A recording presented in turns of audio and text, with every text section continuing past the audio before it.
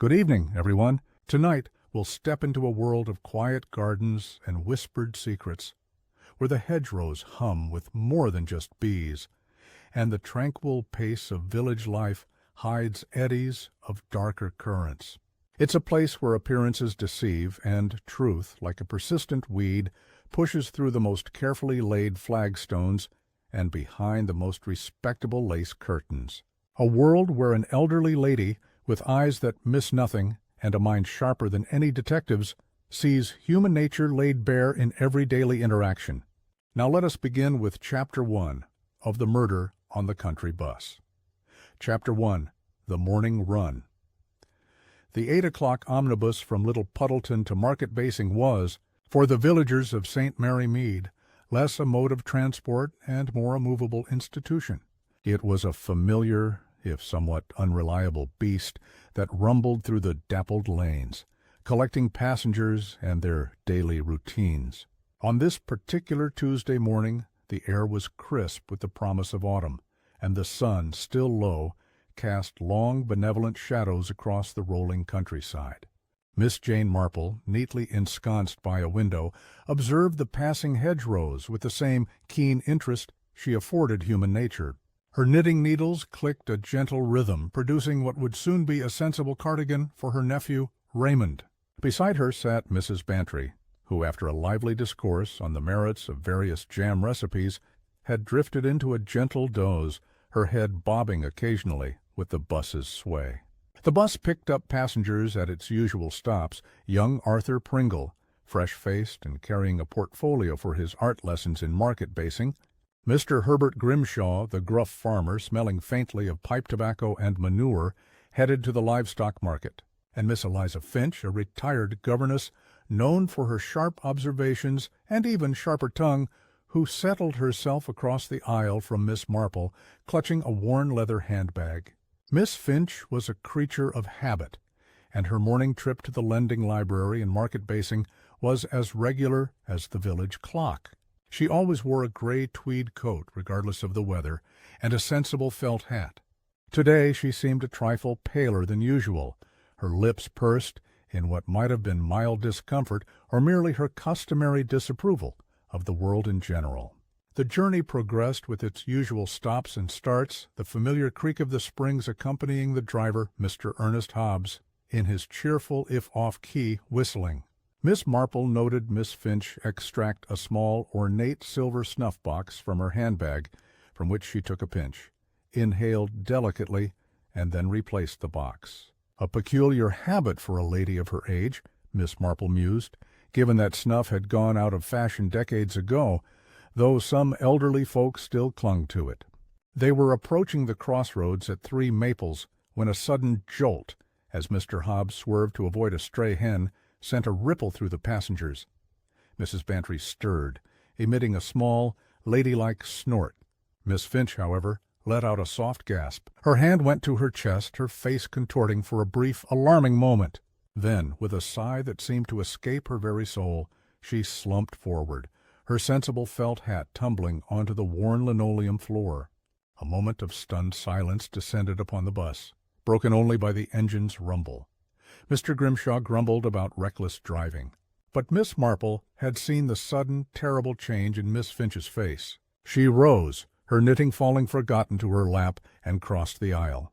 "Dear me," she murmured, her voice calm, but her eyes alight with a sudden, dreadful premonition. She gently touched Miss Finch's hand. It was already growing cold. Mr. Hobbs, alerted by the sudden quiet, peered anxiously into his rearview mirror. "What's happened, then?" he called out, his whistling now a distant memory. "I fear, Mr. Hobbs," Miss Marple replied, her voice steady, despite the gravity of her words, "that Miss Finch has passed away. It appears to be a sudden seizure, or perhaps her heart." She looked around at the bewildered faces, her gaze lingering for a fraction longer on the silver snuff-box that lay on the floor, now spilled open, a fine gray powder dusting the linoleum. Was it merely an unfortunate accident, or was there something far more sinister at play? Chapter 2. The Doctor's Verdict. The news of Miss Eliza Finch's sudden demise spread through St. Mary Mead with the speed of a startled bird. By the time the bus had been diverted to the village surgery and Dr. Haydock had confirmed the tragic event. Every curtain in the main street seemed to twitch with curiosity and whispered speculation. Dr. Haydock, a man of methodical habits and little imagination, initially pronounced it a cardiac arrest. Miss Finch, after all, was of a certain age, and her general demeanor had always suggested a rather fragile constitution beneath her sharp exterior. However, Miss Marple, who had quietly accompanied the body to the surgery, was not easily satisfied. Her memory of Miss Finch's final moments was disturbingly vivid: the sudden gasp, the contortion of the face, the particular way she had clutched her chest. And then there was the spilled snuff-box. While most people would have dismissed it as an accidental casualty of the bus's jolt, Miss Marple's mind, accustomed to seeing patterns in the seemingly random, found it naggingly out of place. She gently conveyed her observations to Dr. Haydock, mentioning the snuff-box and the peculiar, almost instantaneous nature of Miss Finch's decline. Dr. Haydock, though initially dismissive of what he considered old wives' tales, respected Miss Marple's uncanny knack for discernment. He agreed, albeit reluctantly, to a more thorough examination. The following day the village buzzed anew with the grim, astonishing revelation. Dr. Haydock, his face grave and his usual composure ruffled, called upon Chief Inspector Davy from Market Basing, who in turn contacted Scotland Yard. Miss Eliza Finch had not died of natural causes. A swift, potent poison had been found in her system, one that acted almost immediately upon ingestion. Its exact nature remained elusive, but its presence was undeniable. The police swarmed into St. Mary Mead, a most unwelcome intrusion for a village that prided itself on its quiet decorum. Questions were asked, statements were taken, and the passengers of the ill-fated omnibus found themselves under unwelcome scrutiny. Mr. Grimshaw spluttered about waste of time and public funds. Mrs. Bantry, now fully awake, was horrified, but also, Miss Marple noted, rather enjoying the drama. Young Arthur Pringle looked pale and withdrawn, and the bus driver, Mr. Hobbs, was beside himself with distress. Chief Inspector Davy, a pragmatic man with a no-nonsense approach, interviewed Miss Marple at her small, cozy drawing-room. He knew of her reputation, even if he didn't fully grasp how an elderly spinster could possess such insight. "So, Miss Marple," he began, resting his notebook on his knee, "you were an eyewitness to the event. Did you see anyone approach Miss Finch? Any suspicious activity?" Miss Marple recounted the journey calmly, describing each passenger and their general demeanor. She mentioned the sudden jolt, Miss Finch's gasp, and the spilled snuff-box. Davy's brow furrowed. "Snuff, you say? Rather an old-fashioned habit." "Indeed," Miss Marple replied, her eyes twinkling faintly. "But Miss Finch was a creature of habit. And it struck me, Inspector, that the powder in the snuff-box had a peculiar, almost metallic sheen to it. Not like ordinary snuff at all." Inspector Davy scribbled a note. "We'll examine it, of course.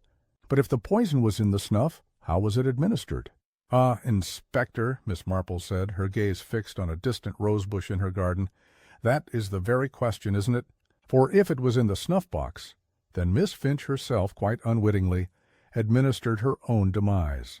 The killer, it seemed, had found a most cunning and cruel method." Chapter 3. A Web of Whispers.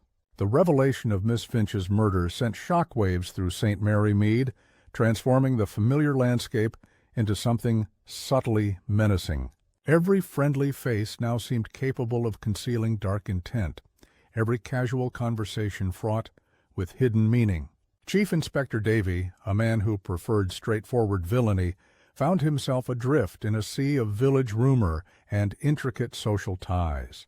He set about interviewing the passengers and anyone who had known Miss Finch, quickly discovering that the deceased, while a pillar of the community in her own precise way, had not been universally beloved.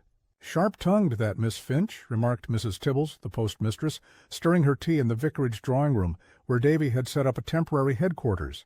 "Always had a comment about one's bonnet or the dust on the mantelpiece. Not that I'm one to speak ill of the dead, mind you." Indeed, Miss Marple had long observed that Miss Finch's critical nature, while often accurate, had chafed many a delicate sensibility. There was Mr. Herbert Grimshaw, the farmer, who had loudly complained to the inspector about Miss Finch's persistent accusations regarding his stray chickens trampling her flower beds. "A right battle-axe she was," he declared, his face reddening. "Always interfering, always finding fault." His alibi, however, was solid. He had been on the bus, but far from Miss Finch and observed by other passengers. Then there was young Arthur Pringle, the art student. He was known to be a sensitive soul, and Miss Finch had a habit of ridiculing his artistic endeavors, deeming them a waste of a good young man's potential. Arthur, however, had seemed genuinely distraught by the murder, trembling visibly when questioned. He had been engrossed in a sketch-pad throughout the journey, and his alibi was, again, that of proximity to other passengers, none of whom saw him interact with Miss Finch. Mrs. Agnes Plummet, a widow known for her genteel poverty and even genteeler gossip, also came under scrutiny.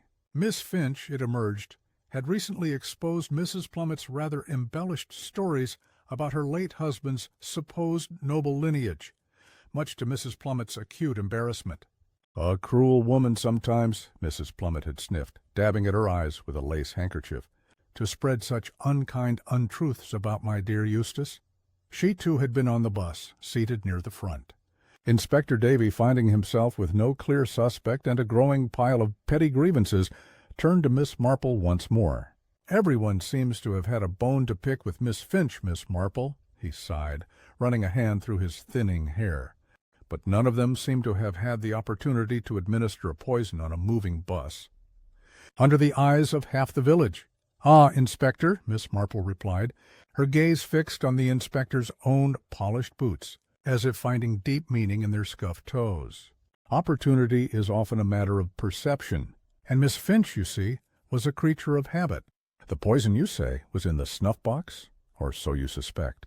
The police laboratory had confirmed that the residue in the silver snuff-box contained traces of a highly concentrated and fast-acting alkaloid. It was indeed the murder weapon. Yes, the report confirms it. A rare, potent substance. But how did it get into her snuff-box, and who put it there? Davy asked, gesturing helplessly. Miss Marple paused, adjusting a shawl over her shoulders. Miss Finch always kept that snuff-box tucked away in her handbag. No one saw anyone tamper with it. Yet the question remains, was it tampered with before she boarded the bus, or during the journey?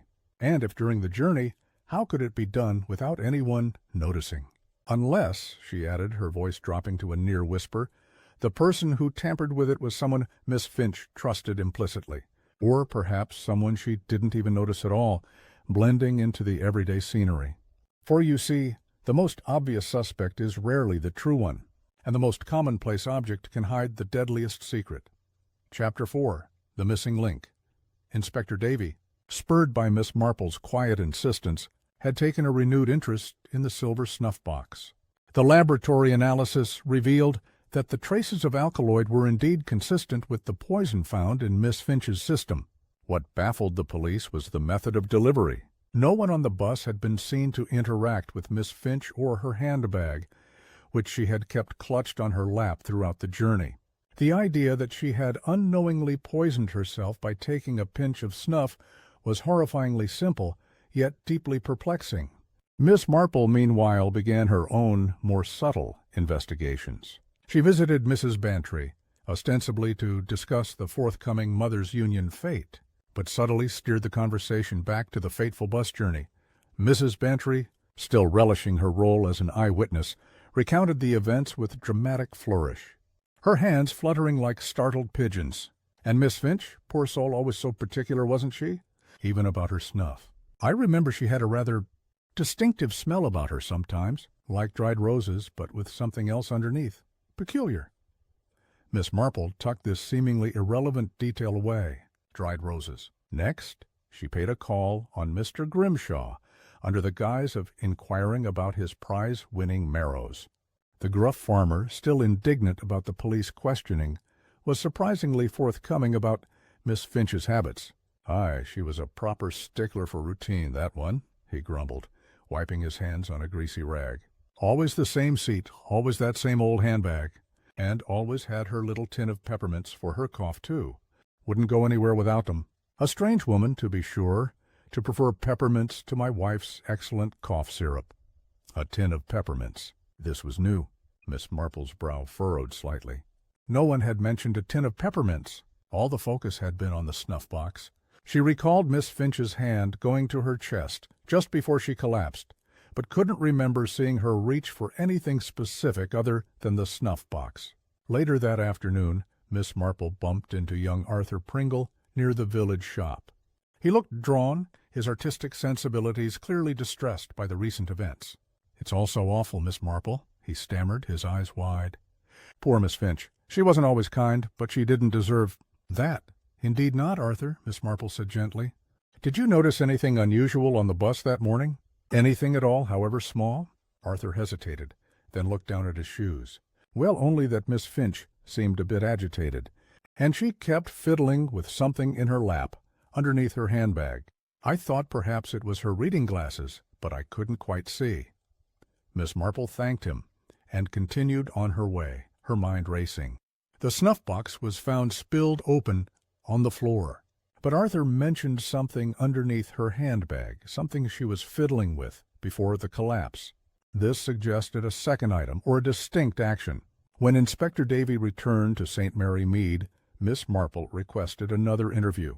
"Inspector," she began, her gaze unwavering, "have you examined the contents of Miss Finch's handbag, beyond the snuff-box?" Davy nodded. "Standard procedure. Spectacles, a handkerchief, a small purse, her library book. Nothing out of the ordinary. Why?"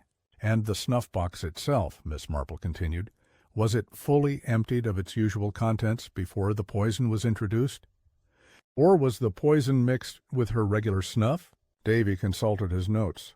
The lab report indicated that the silver box contained a significant quantity of the alkaloid mixed with a very fine, almost indistinguishable powder. It was not normal snuff. "It appears the murderer carefully replaced the snuff with the poison mixture," Miss Marple hummed thoughtfully. "And what of a tin of peppermints, Inspector? Did you find such an item amongst her belongings?" Davy looked surprised. "No, Miss Marple. No peppermints." "Why do you ask?"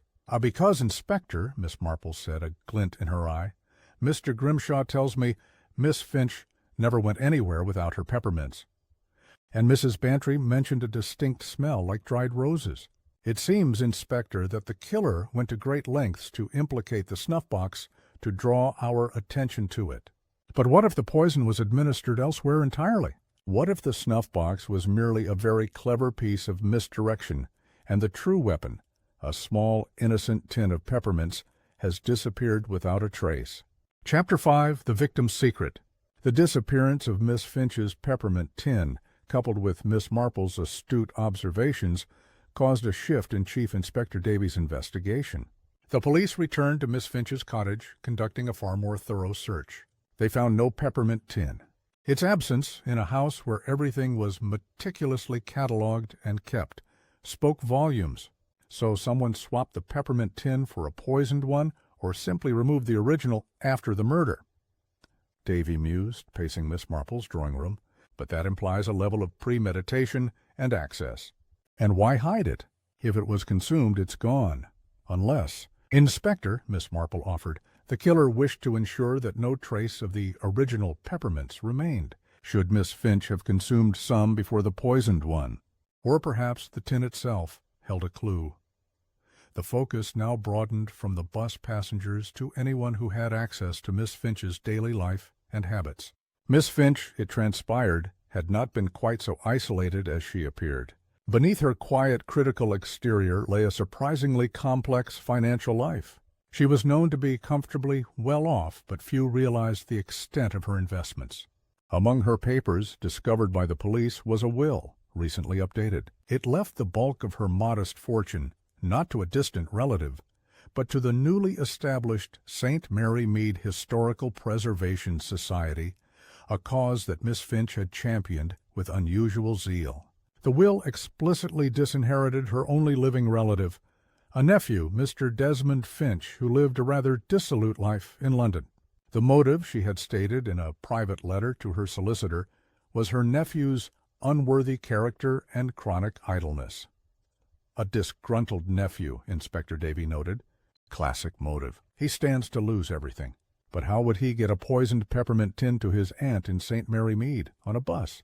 A very good question, Inspector, Miss Marple replied, her knitting needles clicking with a sudden vigor. Unless he had an accomplice in the village, someone who could act on his behalf. The police began making inquiries about Desmond Finch.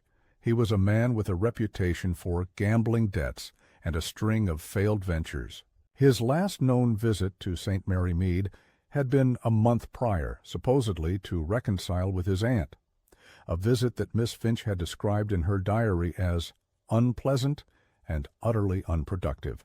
But the investigation also unearthed another, more intriguing detail. Miss Finch had recently become involved in a local dispute. She was a keen amateur botanist and had discovered a rare wild orchid growing on a small patch of land just outside the village, land slated for development into a new housing estate by a local businessman, Mr. Carmichael. Miss Finch had vehemently opposed the development, threatening legal action and rallying support for the preservation of the orchid's habitat. So, a development dispute, Davy mused. That adds another layer. Money versus nature. Mr. Carmichael would have a clear motive to silence her. Indeed, Miss Marple agreed. Mr. Carmichael is a man known for his ambition, and the stakes for his development were considerable. But how would he get a poisoned peppermint tin onto Miss Finch's person or into her bag? The plot was thickening, drawing in more and more villagers, each with their own secret connection to Miss Finch. The seemingly simple village murder was proving to be anything but. Miss Marple, however, felt a sudden prickle of intuition. The change in the will, the disinherited nephew, the development dispute. These were powerful, obvious motives. But Miss Marple had always found that the deepest motives were often the most mundane, rooted in everyday resentments and overlooked desires. What if the murder wasn't about money or land at all, but something far more personal, something hidden in plain sight, connected to the quiet lives of St. Mary Mead? The true killer, she suspected, was a master of subtle manipulation, weaving a web of misdirection designed to make them look anywhere but at the obvious truth. And Miss Finch's little tin of peppermints, she was certain, held the key to untangling it all. Chapter 6, The Botanical Connection. The introduction of Mr. Carmichael, the ambitious developer, into the pool of suspects added a new dimension to the case. Chief Inspector Davy interviewed him, a man of imposing stature and a brusque manner, who made no secret of his frustration with Miss Finch's interference. The woman was a busybody. Carmichael boomed, thumping his fist on his desk. Holding up progress for a patch of weeds. Her death, while regrettable, solves a considerable problem for my company. I don't deny it. But murder? Absurd. I'm a businessman, Inspector, not a common cutthroat. Carmichael's alibi for the morning of the murder was watertight. He had been in London attending a crucial board meeting with numerous witnesses. Yet, Miss Marple observed, a man of his resources could easily arrange for an accomplice. She considered the possibility. Who in St. Mary Mead might be desperate enough or ruthless enough to act on Carmichael's behalf? Her thoughts, however, kept returning to the peppermint tin and the missing link it represented. If the poison was in a peppermint, how was it administered without arousing suspicion? And why was the tin removed? Miss Marple decided to visit the patch of land where Miss Finch had discovered the rare orchid. It was a small, secluded copse bordering the old railway line, a place of quiet beauty and overgrown charm.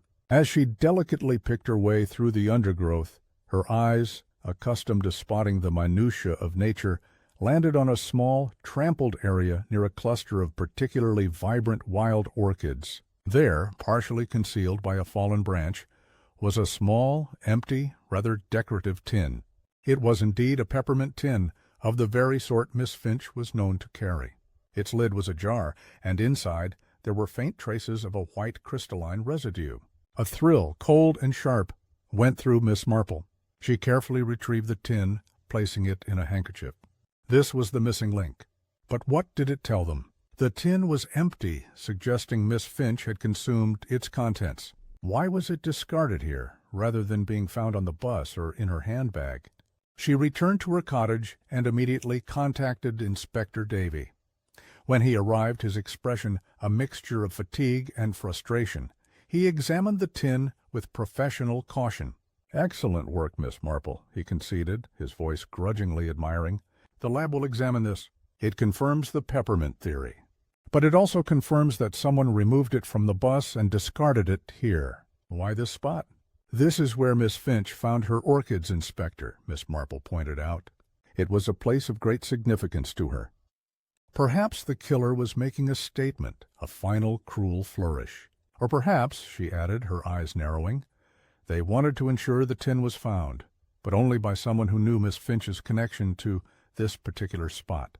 Or, more simply, they got rid of it in the first place they could, away from the bus in the village, hoping it would never be found.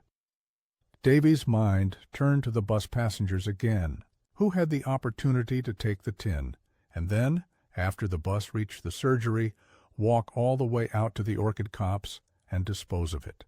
"The bus went directly to Dr. Haydock's surgery," Davy said, thinking aloud. "And from there most passengers dispersed. Who would have time, or the inclination, to walk all the way out here, risking being seen?" Miss Marple thought of young Arthur Pringle, the art student.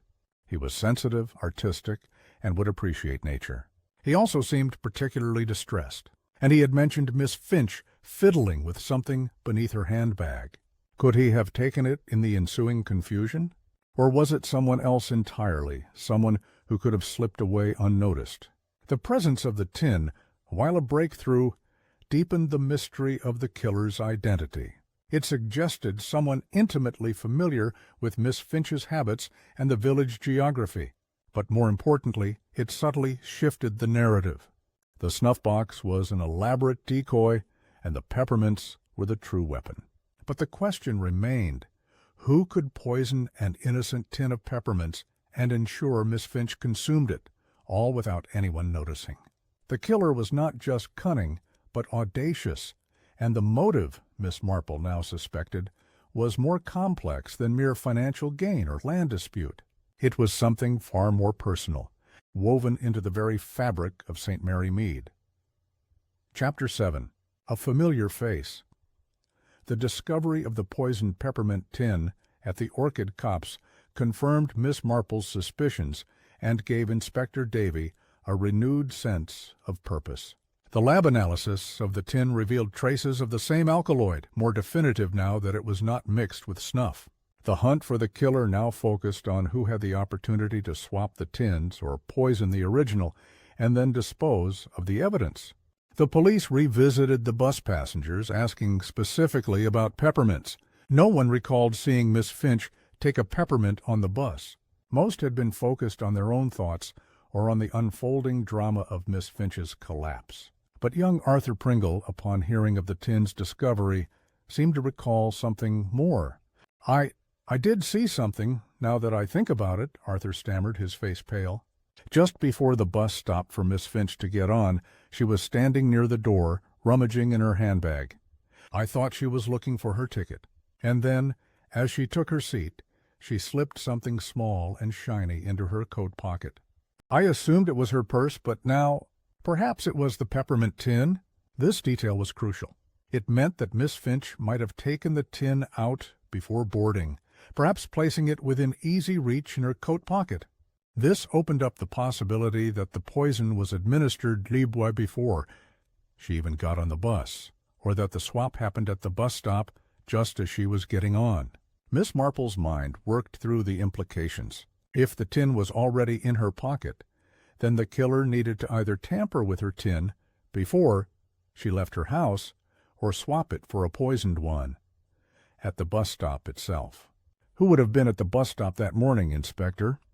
She inquired of Davy, who was now meticulously mapping out the timeline of Miss Finch's last morning. "Only the usual crowd," Davy replied, consulting his notes. Mr. Grimshaw was waiting, as was Mrs. Plummet, and Miss Finch herself, of course. Arthur Pringle was already on the bus, 2 stops prior. No one else was seen to approach her closely. Miss Marple hummed. And what of the local residents whose houses overlooked the bus stop? Did anyone see anything? A quick round of inquiries yielded no definitive results. The bus stop was just outside the village square, visible from several houses, But most people were either preparing for their day or too engrossed in their own affairs to pay close attention to Miss Finch's comings and goings.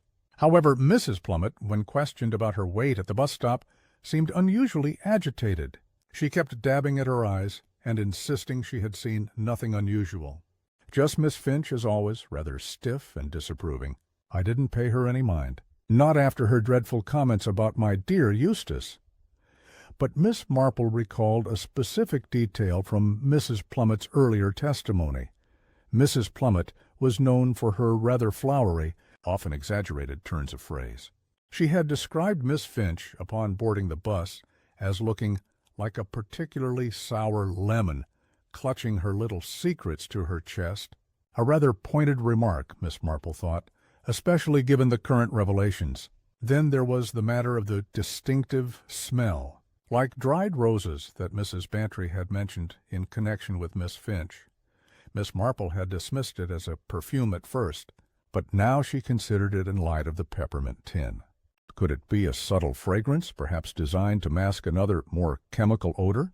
Miss Marple decided to take a stroll past Mrs. Plummet's cottage. As she approached, she noticed a faint, sweet, and distinctly floral scent emanating from the open window. It was the smell of dried roses, with a curious, almost cloying undertone, identical to the one Mrs. Bantry had described. Mrs. Plummet, a connoisseur of potpourri and lavender sachets, was known for her love of such fragrances. But what if the smell wasn't from Mrs. Plummet's house? What if it was from Mrs. Plummet herself? And if so, why was it connected to Miss Finch? Miss Marple felt a shiver of understanding. The dried rose scent, the agitated demeanor of Mrs. Plummet, her pointed observation of Miss Finch, and her secrets. Mrs. Plummet, she suddenly realized, might not just be a gossipy widow with a grudge. She might be a key and unexpected player in this deadly village drama, a familiar face hiding a far more sinister secret beneath her genteel facade. Chapter 8. The Gardener's Cat. The scent of dried roses from Mrs. Plummet's cottage lingered in Miss Marple's mind long after she had passed by. It was too specific, too evocative, to be dismissed as mere coincidence.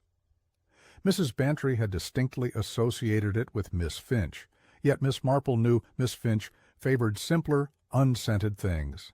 The connection was clear. If Miss Finch carried the scent, it must have come from someone or something she encountered. And the most likely person she encountered on her way to the bus stop or at the bus stop itself was Mrs. Plummet. Miss Marple decided to observe Mrs. Plummet more closely. She made a point of passing Mrs. Plummet's house during her morning strolls, always with an innocent air, perhaps admiring her prize-winning petunias. She noticed that Mrs. Plummet, despite her genteel poverty, always seemed to have a fresh supply of various fragrant potpourri and sachets. Her home, though small, was always filled with a cloying, floral aroma. Inspector Davy, meanwhile, was still pursuing the more obvious leads. Desmond Finch, the disgruntled nephew, and Mr. Carmichael, the developer. Desmond Finch had admitted, under further questioning, that he had sent Miss Finch a small gift a week before her death, a book of rare botanical prints.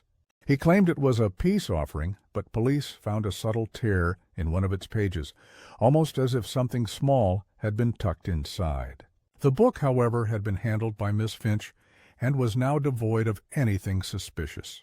Carmichael, on the other hand, had a long list of business dealings that were being meticulously scrutinized, but nothing directly linked him to the village on the morning of the murder. Miss Marple, however, returned to her gardening analogy, a method she often employed to understand human nature. It reminded her, rather acutely, of the gardener's cat, she confided to herself, watching her own Ginger Tom stalk a particularly bold robin. The cat that always appears so innocent, so harmless, purring contentedly by the fire, but given half a chance, will pounce with ruthless efficiency. She recalled the conversation with Mrs. Plummet about Miss Finch's secrets. It was a curious turn of phrase. What secrets could Mrs. Plummet know, and why would she volunteer such a detail? Then a small, Almost imperceptible detail from Mrs. Bantry's initial recounting of the bus journey clicked into place. Mrs. Bantry had complained about a slight draft near the window and had asked Miss Finch to close it, which Miss Finch typically had refused to do, citing her need for fresh air. It was a minor incident, but it meant Miss Finch had briefly fumbled with the window latch. Miss Marple suddenly understood the significance of the rose scent. It wasn't perfume. It was a masking agent, and it wasn't Miss Finch who carried it, but someone who had been in close proximity to the peppermint tin. She paid another visit to Mrs. Plummet, this time with a specific purpose. She found Mrs. Plummet busily arranging a vase of dried flowers. "Such a lovely scent, Mrs. Plummet," Miss Marple remarked, admiring the arrangement. "Do you often have such fragrant flowers?" Mrs. Plummet preened. "Oh, yes, Miss Marple. My special blend, you know. Dried roses, lavender, a touch of, well, a secret ingredient." She leaned closer conspiratorially. "It's excellent for repelling moths from one's woolens. I even make little sachets to put in people's pockets sometimes. A thoughtful gift, I find.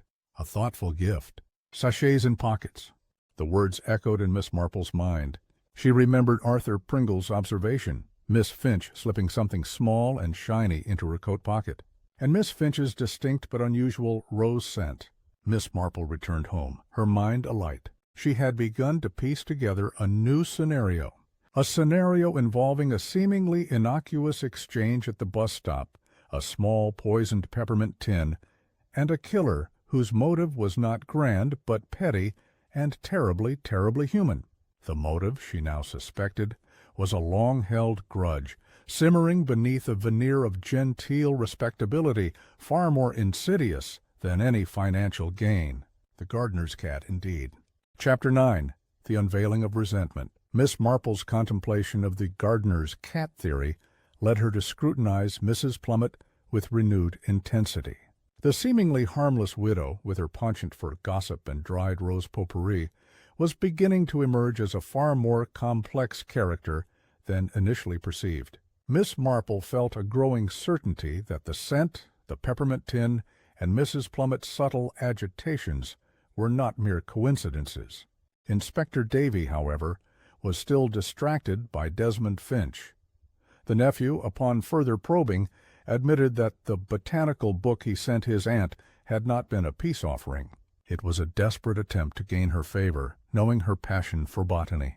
He also confessed that he had slipped a small, unsealed envelope containing a promissory note for an old debt owed to Miss Finch, hoping to show his good intentions. This note, however, was not found in the book.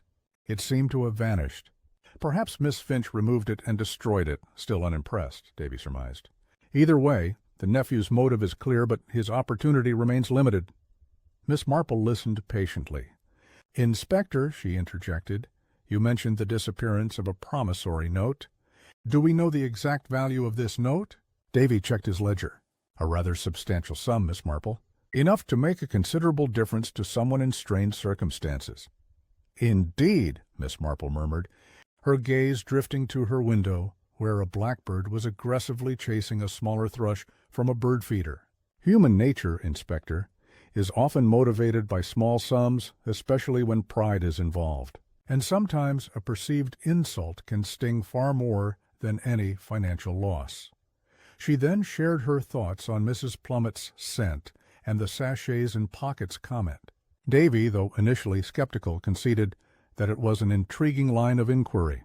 He dispatched a constable to discreetly collect samples of Mrs. Plummet's potpourri for analysis, as well as to question her more directly about her interaction with Miss Finch at the bus stop. When questioned, Mrs. Plummet became flustered. She admitted to offering Miss Finch a small sachet of her special moth repellent at the bus stop.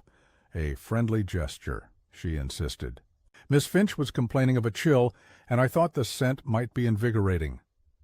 She placed it, she claimed, directly into Miss Finch's open coat pocket, where the peppermint tin would have been. This confession, combined with the earlier sighting by Arthur Pringle, solidified a crucial timeline. Miss Finch, after placing her peppermint tin in her coat pocket, was approached by Mrs. Plummet, who, under the guise of offering a sachet, would have had a momentary, unobserved opportunity to swap the tins. The lingering rose scent on Miss Finch's coat would be the result of the poisoned tin being infused with the same potpourri mixture designed to mask any unusual odor from the poison itself. But why? What was Mrs. Plummett's motive? She had a grudge against Miss Finch for exposing her fabricated past. But was that enough for murder? Miss Marple had a flash of inspiration. She remembered a casual conversation with Mrs. Plummet months ago about her garden. Mrs. Plummet, a widow of modest means, had struggled to maintain her beloved rose garden. Miss Finch, ever critical, had publicly scoffed at Mrs. Plummet's efforts, remarking that her roses were wilting like Mrs. Plummet's pretensions. It was a cruel jibe, delivered in front of several villagers. The missing promissory note, the jibe about roses, the persistent gossip, the exposure of a fabricated past. Miss Marple's mind wove these threads together. It wasn't just the public humiliation. It was the crushing blow to Mrs. Plummett's fragile pride, her desperate need to maintain appearances in the face of dwindling resources. The promissory note, if Miss Finch still held it, would be a constant, humiliating reminder of Mrs. Plummett's real financial straits, a secret Miss Finch would no doubt eventually expose, just as she had exposed her ancestry. The motive, Miss Marple realized, was not as grand as money or property. It was far more insidious, rooted in shame and a desperate need to preserve a carefully constructed facade. Mrs. Plummet feared not just poverty, but exposure and ridicule. Miss Finch, with her sharp tongue and unwavering honesty, represented a constant threat to Mrs. Plummett's precarious social standing. It was a silent, simmering resentment that had finally boiled over. The pieces seemed to fit, yet a nagging doubt persisted. How could such a gentle-looking woman possess such a ruthless streak? Chapter 10. The Second Victim. Inspector Davy, armed with the new information, returned to Mrs. Plummett's cottage. She initially maintained her composure, denying any knowledge of the poisoned tin, insisting her sachet was harmless. But under the inspector's persistent questioning, her carefully constructed facade began to crack. She grew visibly agitated, her hands trembling as she recounted her version of events at the bus stop. "I merely wished to offer her comfort, Inspector," she insisted, her voice shrill. "Miss Finch was always so cold. I thought the warmth of the roses might cheer her." Just as Davy pressed her on the details of the peppermint tin, Mrs. Plummet suddenly clutched her chest, her face turning a ghastly shade of gray. Her eyes rolled back, and she gasped for air, collapsing onto her floral settee, a small silver locket falling from her unbuttoned dress. Davy immediately called for Dr. Haydock, who arrived swiftly. The doctor's initial examination confirmed the worst. Mrs. Plummet was suffering a severe heart attack. She was rushed to the market-basing hospital, her condition critical. The sudden collapse of Mrs. Plummet, coming so abruptly after her questioning, stunned the village. Was it a coincidence? Or was it, as Miss Marple immediately suspected, a desperate act of self-preservation, or something even more sinister? Miss Marple visited the vicarage, where the news had thrown the small community into a fresh state of alarm. Mrs. Bantry was beside herself with worry for Mrs. Plummet, despite their differences. Poor Agnes! To think, after all her troubles. Indeed, Miss Marple mused, her thoughts a whirlwind. Troubles, Mrs. Bantry, have a curious way of piling up, and sometimes they are not quite what they seem. Davy, shaken by Mrs. Plummet's collapse, returned to Miss Marple's cottage later that evening. "This is most unfortunate, Miss Marple. If Mrs. Plummet dies, we may never get a full confession, and it also casts doubt on her as the killer. Would a murderer risk their own life like this?" "Perhaps, Inspector, she was simply overcome by stress and guilt," Miss Marple suggested, though her eyes held a different, speculative glint. "Or perhaps she was silenced." Davy stared at her. "Silenced? But who would silence her? We haven't officially named her as a suspect yet." "The killer, Inspector, is not a fool," Miss Marple replied, her voice soft but firm. They would know that suspicion would inevitably fall upon Mrs. Plummet, given her public grudge and her presence at the bus stop. They would also know of Mrs. Plummet's fragile health and her proclivity for dramatics. What better way to create confusion, or even sympathy, than for Mrs. Plummet to appear to be a victim herself, or to die and take her secrets to the grave. Her words hung in the air, chilling and logical. If Mrs. Plummet was silenced, then the true killer was still at large, and had just committed a second indirect but equally deadly act. This meant that Mrs. Plummet was either an unwitting pawn or an accomplice whose knowledge became a liability. Miss Marple then recalled the small silver locket that had fallen from Mrs. Plummet's dress. It was a common enough trinket, but Mrs. Plummet had always been fiercely sentimental about it, claiming it held a lock of her late husband Eustace's hair. Could it hold another secret? Davy, his mind reeling, dispatched a constable to the hospital to retrieve the locket and any other personal effects. The possibility of a second, more complex layer of villainy was deeply unsettling. The killer, it seemed, was not yet finished, and their ruthlessness extended beyond a single act of poison. The game, Miss Marple realized, had just become far more dangerous. Chapter 11. The Gathering Storm. Mrs. Plummet's condition remained critical, hovering between life and death at the market-basing hospital. Her collapse had effectively halted Inspector Davy's direct line of inquiry, casting a pall of uncertainty over the investigation. The locket she dropped had been retrieved, but it contained only a tiny, faded photograph of a young man, presumably her late husband, Eustace. No hidden messages, no clues. Miss Marple, however, refused to be deterred. She revisited all the established facts, turning them over in her mind like pieces of a complex jigsaw puzzle. The peppermint tin, the rose scent, the bus journey, the various motives, the sudden collapse of Mrs. Plummet. Something was still amiss, a detail overlooked, a conclusion misdrawn. She thought again about the book of botanical prints sent by Desmond Finch. He claimed he had slipped a promissory note inside. If Miss Finch had not destroyed it, where was it? The police had searched her cottage thoroughly. Miss Marple remembered an old trick from her childhood. Sometimes what you're looking for isn't what you find. What if the note wasn't a physical note? Or what if it was hidden in plain sight? Her thoughts drifted to young Arthur Pringle. He was an art student, sensitive, observant. He had been on the bus, had noticed Miss Finch fiddling with something. He had also shown an unusual degree of distress. Miss Marple paid Arthur a visit. She found him in his small studio, sketching a vase of wildflowers.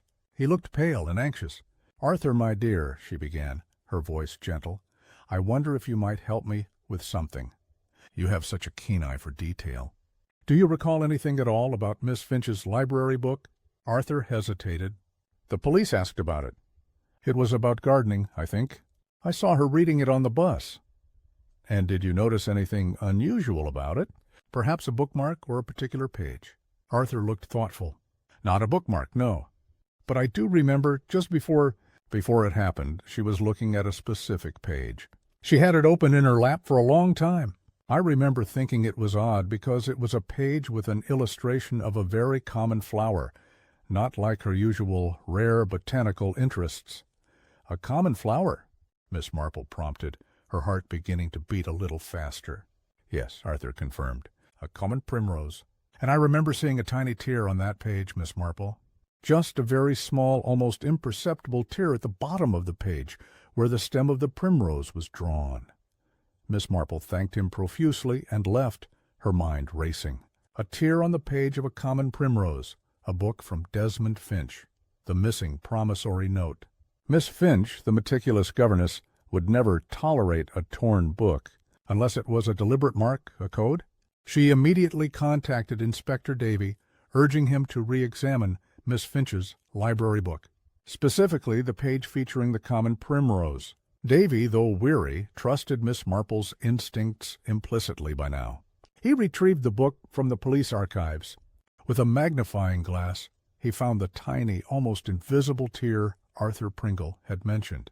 It was indeed at the bottom of the page, beneath the primrose illustration. And then, as he ran his finger along the delicate tear, he felt something, a faint, almost unnoticeable stickiness. Using a pair of tweezers, he carefully prized open the 2 layers of paper where the tear was. Tucked meticulously within the paper, almost laminated into the page itself, was a small, perfectly folded slip of paper. It was a promissory note signed by Mrs. Agnes Plummet for a substantial sum, dated 2 months prior, made out to Miss Eliza Finch. The revelation was like a thunderclap. Mrs. Plummet was not just financially strained. She was deeply in debt to Miss Finch, and Miss Finch, by carefully concealing the note within a book from Desmond, was clearly holding it over Mrs. Plummet's head, perhaps as a form of blackmail or simply as a means of control. The motive for Mrs. Plummet had just become infinitely stronger, more desperate, and far more lethal than simple pride or gossip, the promise of exposure and financial ruin. But if Mrs. Plummet was the killer who had tried to silence her, the pieces now formed a chilling, more complex picture. Miss Marple knew with a dreadful certainty that the final act was about to unfold, and the truth, when revealed, would be both shocking and tragically simple. Chapter 12. The Unmasking. The discovery of the promissory note in Miss Finch's library book cast a new, horrifying light on Mrs. Plummet's involvement. Inspector Davy immediately dispatched officers to the hospital. Mrs. Plummet, still unconscious, could not confirm the details, but the note itself was damning evidence. It revealed a substantial debt, one that would have ruined Mrs. Plummet if exposed. This provided a far stronger motive for murder than mere social slights. Yet a lingering question remained for Miss Marple. If Mrs. Plummet had murdered Miss Finch, who had attempted to silence Mrs. Plummet? Could it be Desmond Finch, the nephew, trying to eliminate any connection to his own desperate attempts to curry favor, knowing his aunt likely used the note against Mrs. Plummet? Or was there a third hidden player? Miss Marple decided it was time to gather the remaining parties. She invited Inspector Davy, young Arthur Pringle, Mr. Herbert Grimshaw, and Mr. Ernest Hobbs to her drawing-room. Mrs. Bantry, still under the impression that Mrs. Plummet was a victim, was also present, fluttering with nervous anticipation. The drawing-room was quiet, save for the ticking of the grandfather clock and the gentle clatter of Miss Marple's teacups. She poured each guest a cup, her movements precise and unhurried. "Inspector," she began, her gaze sweeping over the assembled faces, "the promissory note found in Miss Finch's book confirms that Mrs. Plummet owed Miss Finch a considerable sum. This, combined with Miss Finch's habit of exposing Mrs. Plummet's little deceptions, paints a clear picture of motive for Mrs. Plummet." Davy nodded, grim-faced. "Indeed, Miss Marple, the evidence points squarely at her as the murderer of Miss Finch. And yet," Miss Marple continued, her voice soft, "Mrs. Plummet suffered a heart attack just as you questioned her. A convenient, almost theatrical collapse, wouldn't you say? And her silver locket fell out." She held up the small locket. "This locket, as we know, contained a photograph of her late husband. But it was not his hair, as she claimed, nor was it empty. Mrs. Plummet, you see, like many who live in genteel poverty, had a secret vice. She was terribly prone to episodes of faintness and nervous exhaustion. For this she carried a small, potent stimulant, a digitalis compound, pressed into a tiny wafer. It was kept here in this locket, disguised as a sentimental keepsake." She opened the locket, revealing a tiny, almost invisible compartment, where a minute dried wafer could just be seen. Mrs. Plummet, upon realizing her guilt was about to be exposed, feigned a heart attack and took her stimulant, hoping to escape further questioning. Her condition is critical, but she is alive, Inspector, and when she recovers, she will confess." A collective gasp went around the room. Mrs. Bantry put a hand to her mouth. "But what about the peppermint tin, Miss Marple?"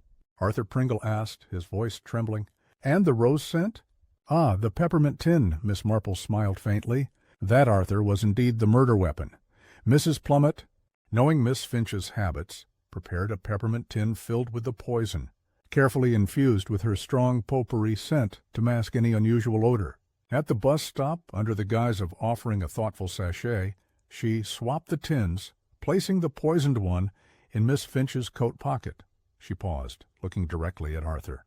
"And you, Arthur, saw Miss Finch put something small and shiny into her coat pocket. What you saw was the poisoned tin, and when the bus jolted, Miss Finch reached for it, took one, and then, tragically, collapsed. The peppermint tin was then removed and discarded in the orchid copse by Mrs. Plummet, who slipped away briefly after the bus arrived at the surgery, before anyone could notice. But why Miss Finch? Mrs. Bantry whispered, tears welling in her eyes. Because Mrs. Bantry, Miss Finch, with her uncompromising honesty and her keen eye for detail, was a constant threat to Mrs. Plummett's carefully constructed world of genteel deception. Miss Finch not only exposed Mrs. Plummett's fabricated ancestry, but, crucially, had in her possession the promissory note, threatening to expose Mrs. Plummett's dire financial straits and ruin her utterly. It was a desperate act of self-preservation, born of shame and pride. Miss Marple looked at each of them. The true nature of greed, you see, is not always for vast riches, but often for the preservation of one's own image, one's perceived standing in the world. Miss Finch's moral rectitude was, for Mrs. Plummett, a threat far greater than any physical danger. The room was silent. The complexity of human nature, laid bare in a quiet village drawing-room, was a sobering thing, and so the case of the murder on the country bus was closed. Mrs. Plummett, upon her recovery, confessed her desperate crime, confirming Miss